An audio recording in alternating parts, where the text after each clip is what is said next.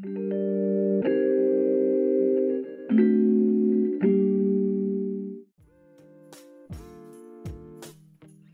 ¿qué tal? Bienvenidos a Historias del Subtexto. Hoy vamos a hablar de Ada Volardor de Vladimir Nabokov y para esto me acompaña aquí en la conversa Orfeo Entre Letras. Orfeo, ¿qué tal? ¿Cómo estás? Hola Cristian, bien, muy feliz de estar aquí. Gracias por invitarme. ¿Preparado para este tótem, este gigantesco, no en extensión necesariamente, el libro de Nabokov?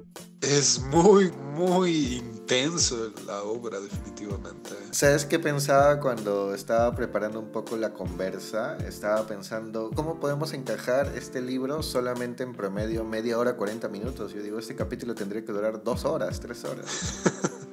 Va a ser muy difícil. Pero bueno, quiero dar las pautas del caso. Primero decir que en la conversa nosotros no tratamos de hacer un análisis erudito o un análisis estudioso sobre el libro. Lo que buscamos es una conversación entre amigos, entre familiares, una conversación que uno busca después de leer un libro que le agradó. Entonces no hay un análisis estudioso o de cosas específicas sobre este libro. Es más una conversación. Así que, ya advertidos por ese caso, vamos a una pequeña introducción sobre el libro. Ada Volardor, o el título en inglés Ada or Ardor, A Family Chronicle, escrito originalmente en este idioma, es una de las últimas novelas de Nabokov y podemos decir que es una memoria ficticia del escritor, y desde la perspectiva de Ivan Van se cuenta la relación romántica con Ada, que abarca la mayor parte de la vida de ambos. La novela tiene tintes de ciencia ficción porque sucede en un lugar que se llama la Antitierra, que se ubica en los siglos XIX y XX, una mezcla de lugares geográficos media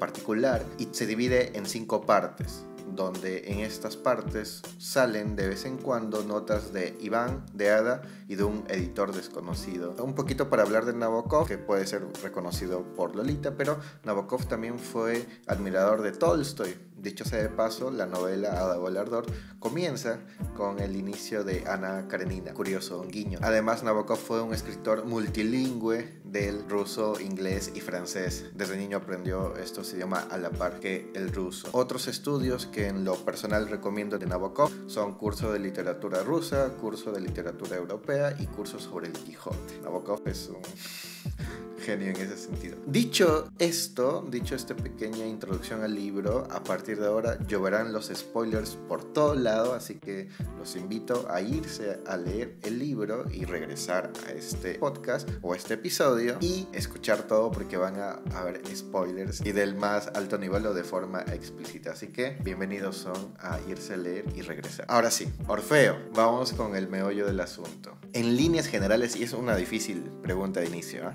¿qué te pareció Ada Volardor de forma general? Aunque es complicada igual esta pregunta. Para mí fue una gran sorpresa. Yo no esperaba que Nabokov tuviera un libro que jugara tanto entre líneas y que el drama principal fuera tan representativo. ¿Sabes? Es que era de la idea errónea que después de leer su obra más representativa, como tú dijiste, la cual es Lolita, no habría nada más. Y me equivoqué rotundamente. Yo lo que creo que Nabokov tiene es esta idea de ser controversial con los temas que toca, pero a veces la gente que menciona a Lolita se queda en Lolita y no explora un poquito más, y vemos esto de Ada Volardor y creo que coincidimos en esto, en que supera largamente en técnica, en estilo, en figura, en todo a Lolita. ¿O cómo lo ves tú? ¿Ves que supera con creces a la experiencia de leer Lolita? Me duele admitirlo, pero sí, lo supera. Me duele porque soy un gran fan de Lolita, me gusta mucho, pero sí, es totalmente mejor. Pero si te das cuenta, estamos combatiendo, y esto siempre lo digo con autores que tienen buenos libros entre sus publicaciones, estamos combatiendo Nabokov versus Nabokov. O sea, Lolita versus Ada Volardor, que son buenos libros, pero sigue siendo Nabokov. Hay algo curioso que siempre se relaciona con Nabokov, o la polémica por las relaciones familiares, ¿no? Para decirlo en términos más elegantes, que Nabokov no tiene ningún pudor en señalar en sus obras, y tampoco tiene un pudor en mostrarlas en forma de una historia. Ahora, yendo a ese punto, en Ada Volardor toca la relación entre dos hermanos, que al inicio no saben que son hermanos y piensan que son primos, ¿no? Así es. Y creo que en eso se divide las 5 partes. La primera parte explora un poquito esta idea de cómo van avanzando, cómo van creciendo y cómo van conociendo el mundo, ¿no? En un inicio creo que Ada va corriendo por toda la mansión, vive en una mansión, creo, ¿no? Así es. Esa es una de las cosas que me gustaron de la obra, el cómo entra a este lugar.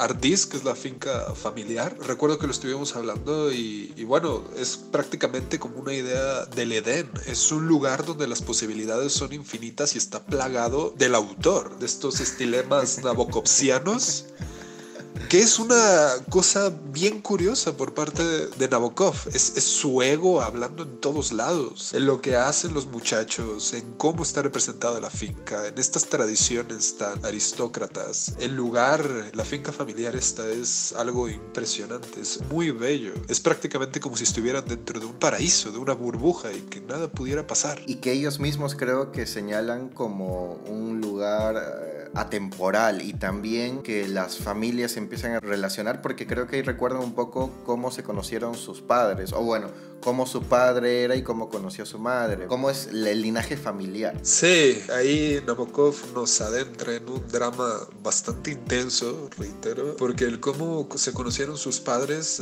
ya inicia con muchas confusiones y cosas que se salen totalmente de la norma. Sí, porque en teoría son familiares. Lo que pasa ahí con el título en inglés, creo que, y que fue la versión original o la que publicó primero Nabokov, es Ada or Ardor, a Family, una crónica familiar. Y el libro tiene un árbol genealógico, ¿verdad? Sí. Y uno se pregunta por qué. Y uno después entiende, por lo menos la primera parte, por qué te desarrolla casi toda la vida de la familia, ¿no? Sí, al principio y ya después durante toda la narrativa pues te va dando atisbos, ¿no? Porque se centra demasiado en Van y en Nada, que es impresionante la verdad, porque es un microuniverso. Muchas veces se menciona esta novela como la novela más autobiográfica o en la que autoficciona su vida y la que tiene más guiños hacia sus experiencias. Uno puede entender un poquito que es Nabokov, pero lo curioso es de que no solamente es Van Nabokov, sino también es Ada. Nos dimos cuenta en eso, ¿te recuerdas? Porque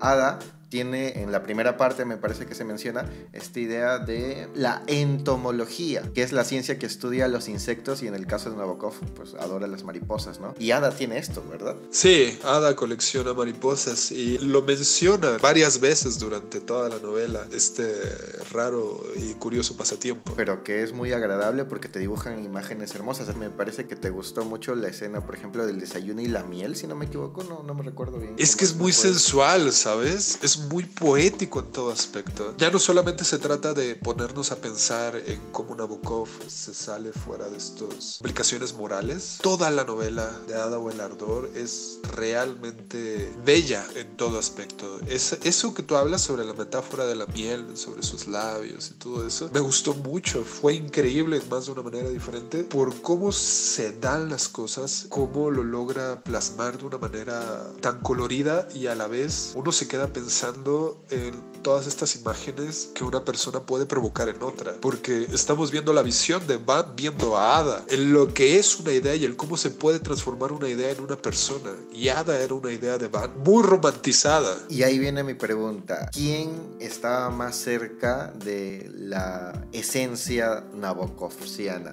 Estamos llegando a ese nivel. ¿Quién estaba más cerca de la esencia de Nabokov? ¿Estaba más cerca Van o estaba más cerca Ada, o es un 50-50 y juntos hacen la experiencia Nabokov? Porque en un momento yo decía, Nabokov tiene este ego gigante, que sus dos personajes principales son el mismo, y dicho sea de paso, cualquier libro tiene partes de la persona que lo escribe, pero aquí más que nunca se ve este ego que menciona. También marqué una parte en la novela, ya casi llegando al final, que dice: no he podido terminar esa novela, demasiado pretenciosa. Y le responde: pretencioso pero veraz.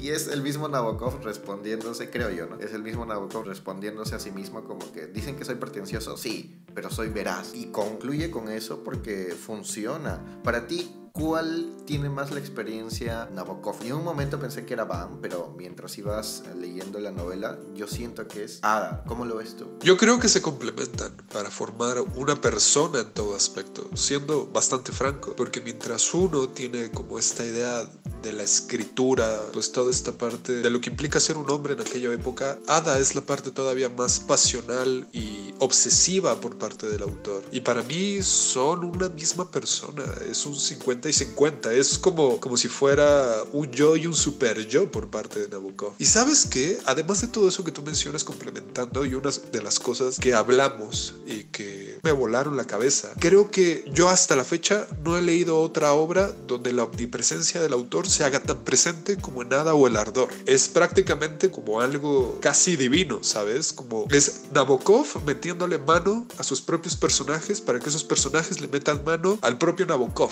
Y es una cosa bastante loca, muy intensa, y de la cual nos fuimos dando cuenta a partir de la tercera parte, que ya es cuando empiezan estas ideas de cómo Van va escribiendo su obra, y lo que uno se da cuenta de cómo uno cree que al principio la obra está mal escrita o mal traducida, y no, forma parte de todo el juego, y eso es impresionante. Me recuerdo en una conversación previa que tuvimos y yo había señalado, esto está mal escrito, qué barbaridad, debe ser mi edición. Te pregunté, Orfeo, tú tienes esta misma edición pero en físico, ¿la puedes buscar? La buscaste y tenías el mismo, entre comillas, error, ¿no? Y después leyendo ya la cuarta parte o la quinta parte, entendimos que era parte de lo que Nabokov estaba poniendo como un error intencional. Es impresionante eso, que hasta juega con esta idea de que el error es parte del mismo libro, ¿no? Hay que señalar igual que esta no es una biografía novelada, no es una autoficción o no es estos libros que ahora se ponen como la vida ficcionada del autor. No, esta es una ficción pura, como las clásicas ficciones que nosotros sabemos, pero que, como tú dices, tiene mucho de Nabokov y viceversa. Los personajes tienen mucho de Nabokov y Nabokov tiene mucho de los personajes. Es un intercambio alucinante porque es curioso encajar este libro en alguno de los tópicos que ahora se pone a Emmanuel Carrère o algunos libros que hablan desde la vida del personaje llevados entre comillas a ficcionarlas, o Karl Ove Knausgaard, pero no, aquí, y mira, yo te digo algo, tú y yo no sabemos tampoco tanto de Nabokov. Imagínate, habrán más guiños a Nabokov en la novela que a nosotros se nos han ido, pero mencionando uno de ellos, que es el tema de la entomología, el tema de los libros como tú mencionas, los recuerdos de la niñez, el tema de los viajes, porque los personajes viajan, esto de los anagramas, ¿no? En un momento juegan también, ¿no? Sí, pero ya después los protagonistas se inventaron su propio lenguaje, que si no mal recuerdo el término eran palabras acróbatas. Está loquísimo Nabokov. Sí. Está loquísimo. Hace todo un mundo y juega con las palabras en cada momento, porque un momento empieza a decir mi nombre rima con tal y Ada es Ardar y empieza a hacer un loco. El juego lingüístico es impresionante. Y ese es Nabokov. Totalmente. Y sabes, creo que también ahí entramos en una de las complicaciones de la obra que honestamente a mí se me hubiera dificultado mucho si no lo hubiera leído contigo. Y creo que nos complementamos bastante bien en nuestras opiniones. Pero es un libro complicado. No es fácil de entrar a este microuniverso y tampoco es fácil soportar el ego de un autor que te ve la cara en todo momento. Uno podría creer que la obra va para un lado, pero de repente se voltea, te da un giro de tuerca y resulta que fue para el otro. Y aparecen y desaparecen personajes a diestra y siniestra alrededor de Ada y de Van.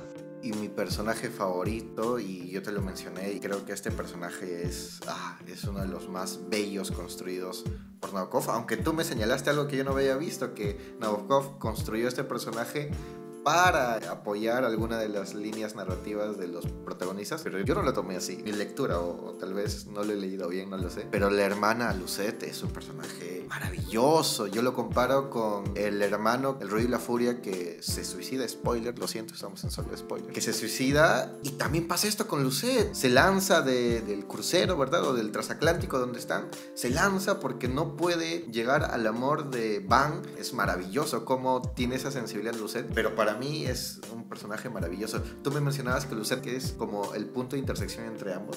Al principio me gustaba mucho el personaje de Lucette y la verdad me duele todavía recordarla. Me parecía un personaje que aparecía y desaparecía cuando se quería reforzar la idea del amor entre Ada y Van, pero cuando se quita la vida de esa manera, uno va entendiendo que forma parte de esta confrontación del destino y también de la afirmación de que Ada y Van no se van a separar. Y Cristian, yo hoy quisiera nombrar esta historia de amor fuera de todo tópico, así es. Es una historia de amor en todo aspecto de la palabra que a mí me parece muy surrealista, pero me gusta cómo Nabokov les mete este idealismo de no separarse jamás. E incluso cuando se hacen viejos, encuentran en la palabra una manera de hacerse el amor. Porque ellos no solamente se buscaban físicamente, se retaban intelectualmente, se hacían ellos mismos en toda extensión. Y me gustaba bastante esa relación, ¿sabes? Me gustan mucho Ada y Van. Una de las formas en las que Lucet también se contrasta con ambos es que Lucet no era tan inteligente, ¿no? Y ahí era como la tercera persona que veía estas discusiones un poco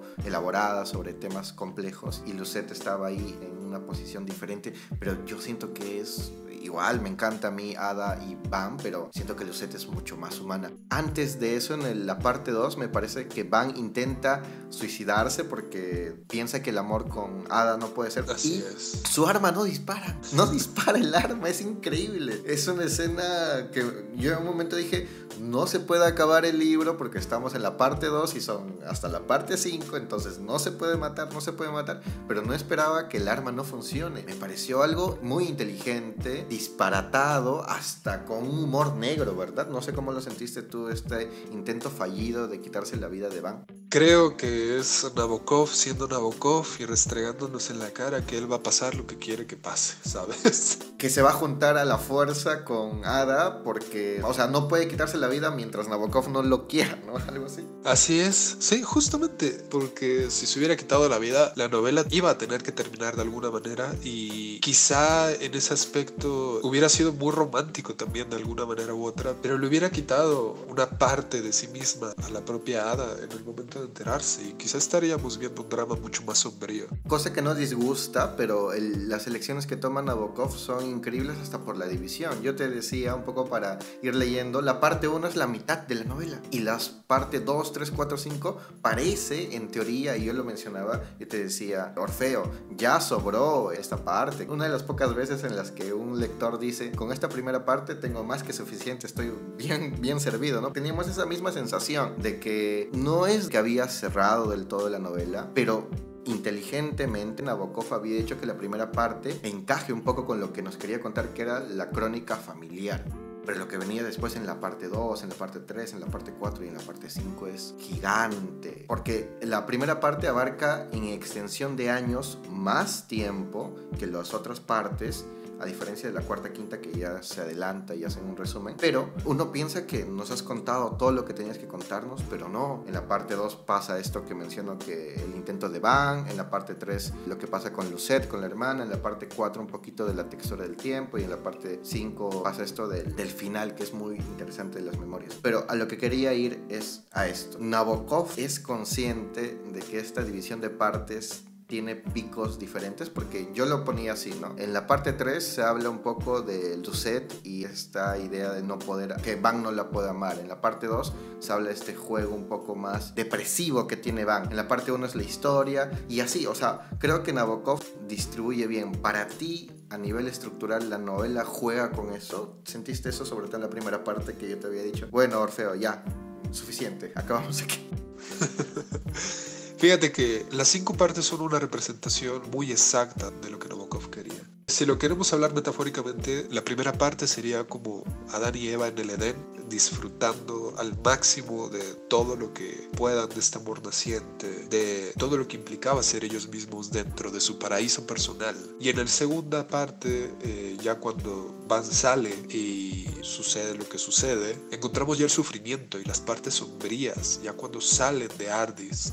Y en la tercera parte, fíjate que me quedé pensando en Lucet, metafóricamente hablando, representativamente, simbólicamente. A mí me parece que es como si hubiera suicidado la propia conciencia de ambos. Tú mencionaste algo importante por parte de Lucet, y es que es la parte más humana, pero ¿y qué si hubiera formado parte de Ada y Van y que fuera la conciencia misma de ellos dos? Que desaparece. Exacto.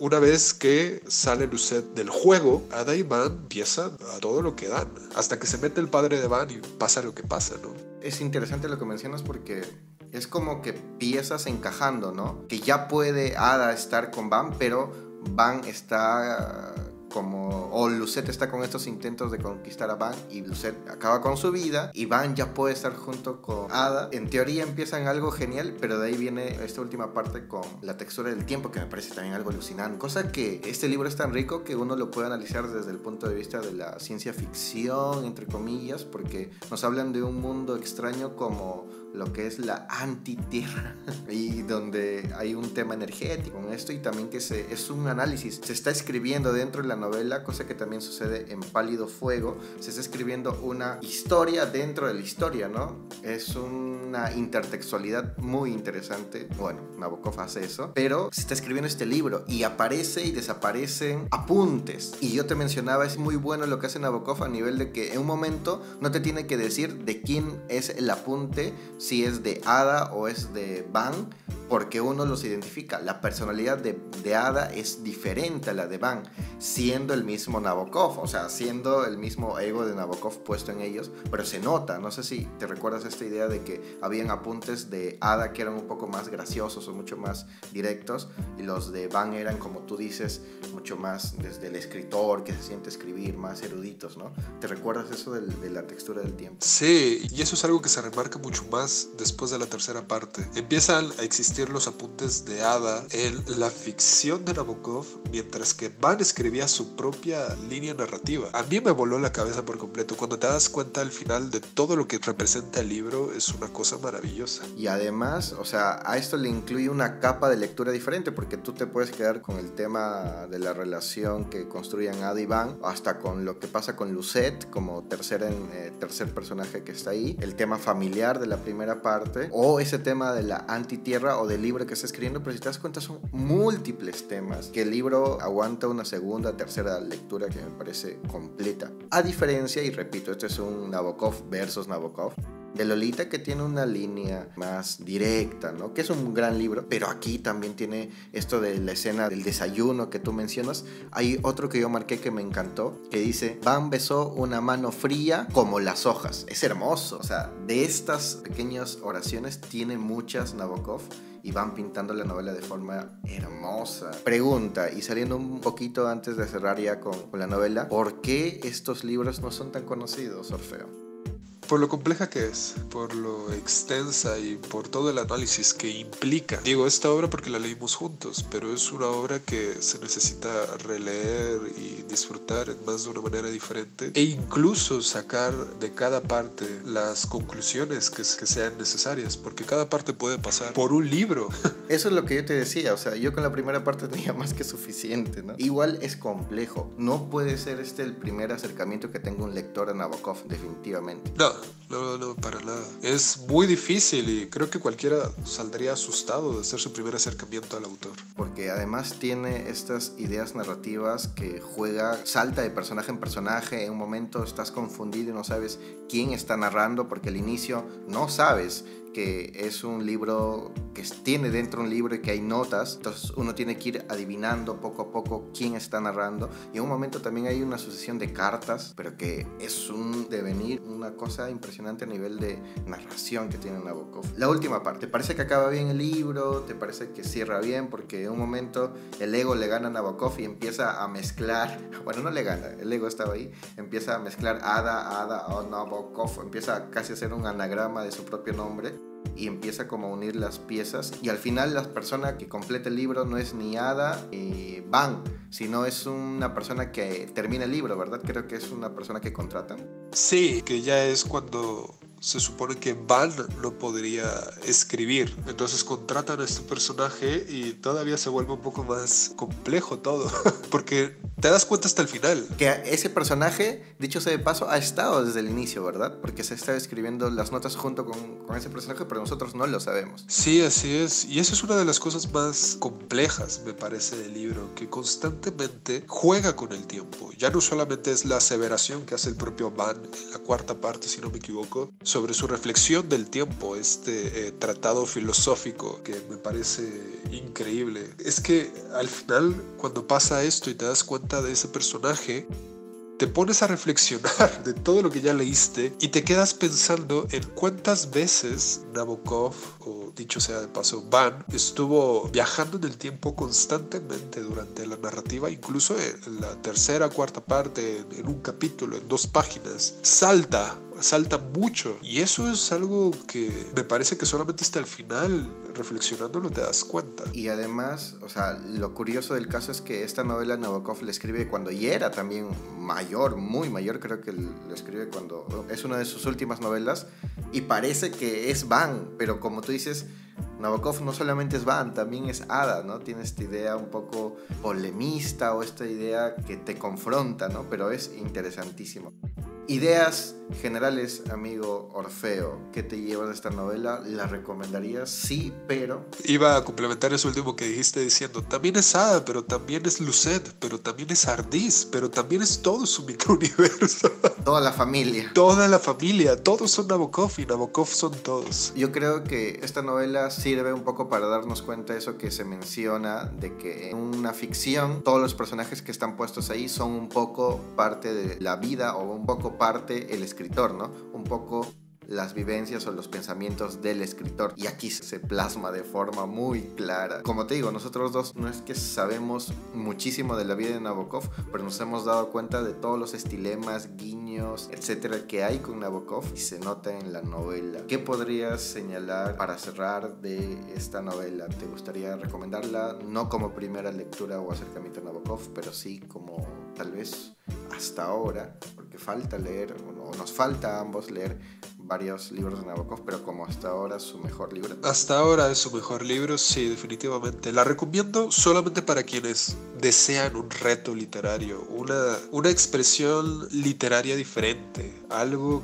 que los haga disfrutar de la poética y también reflexionar de la intensidad del propio autor, sin caer en la pomposidad superficial. Esta novela ha tenido muchos abismos peligrosos en los que ha podido caer en los clichés, en las narraciones fáciles, o en historias muy hechas, o historias que ya hemos leído, que se han visto mucho, pero no lo hace. Como tú dices, Nabokov cuenta una historia donde Ada y Van se conocen, se enamoran y viven juntos, pero no es que caiga en ningún cliché, más bien lo cuenta de manera tan natural que parece que es la vida misma, ¿no? Así es, y eso lo vuelve una belleza. Tiene cosas maravillosas, juega con el ruso, juega con el francés, juega como es Nabokov, con varios idiomas. Por ese lado estamos más que servidos. Amigo Orfeo, ¿cómo te encontramos? Primero, agradecerte por la conversa. Como repito, nos han quedado un montón de cosas que hemos podido hablar, pero el tiempo es tirano y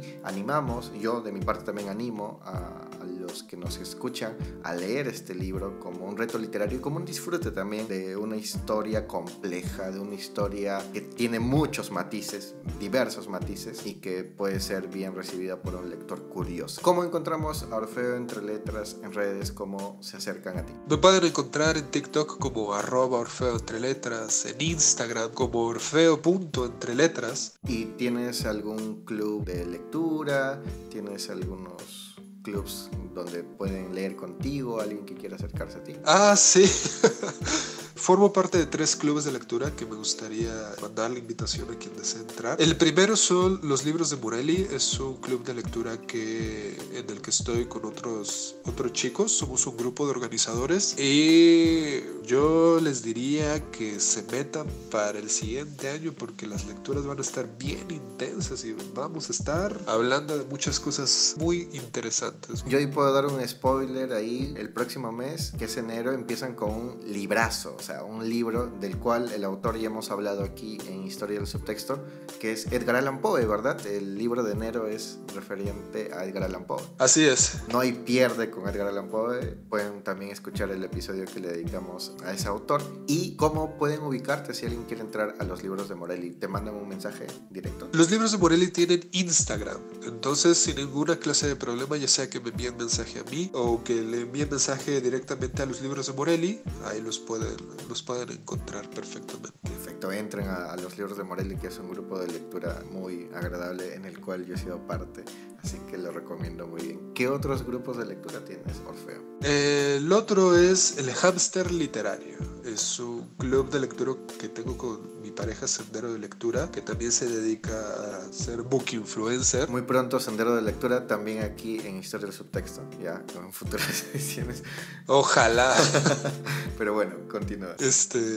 Y ese, nuestro club lo vamos a retomar a partir de enero. Se vienen cositas bien padres, la verdad. Estamos entusiasmados los dos, lo estamos organizando con todo el cariño del mundo para que quien se meta lo disfruten. ¿Cómo te pueden ubicar? El Hámster Literario pronto va a tener Instagram. Entonces, todavía no está, pero ya lo estamos preparando y lo vamos a estar promocionando en nuestras redes sociales. Perfecto. ¿Y finalmente tienes uno más? Sí, el Club Entre Letras es mi club de lectura, uno que organizo por mi cuenta. Son lecturas todos los meses. Actualmente estamos con El Conde de Montecristo, un reto literario impresionante para estos últimos meses del año. Pero nada, ya estoy organizando las lecturas del siguiente año y también se vienen bastante buenas. Y como un spoiler, en exclusiva para Historias del Subtexto, la primera lectura conjunta que vamos a tener en Club Entre Letras será Trainspotting, de Irving Welsh. Yo apuntadísimo, ese libro lo he leído hace tiempo, he visto la película. Trainspotting es genial. Trainspotting, ¿verdad? Así es. Perfecto. Es un autor, es un libro que... genial. Así que yo me apunto, definitivamente. Y los invitamos también a las personas que nos escuchan a sumarse. Si quieren actualizar algo, le pueden mandar un mensaje a Orfeo Entre Letras en Instagram o en TikTok, ¿verdad? Así es. Listo. Entonces, amigo, ¿qué tal la pasaste? ¿Te sentiste cómodo? ¿Te gustó hablar de Nabokov? Es un gusto que tenemos ambos y me agrada que compartamos esta idea de el cariño hacia Nabokov, siendo tan atacado en redes Nabokov injustamente. Por favor, aquí se hace literatura. ya olvidémonos de las funadas o de los cierres a escritores. Es literatura, y aquí en esta novela Ada Volardor se hace literatura. No voy a decir buena o mala, pero se hace literatura. Así que gracias. ¿Qué tal te has sentido, querido amigo Orfeo? Me lo pasé bastante bien. Creo que pude haber seguido por mucho más tiempo. Hablar de Nabokov y sus obras es hablar de todo lo que está bien en este mundo, definitivamente.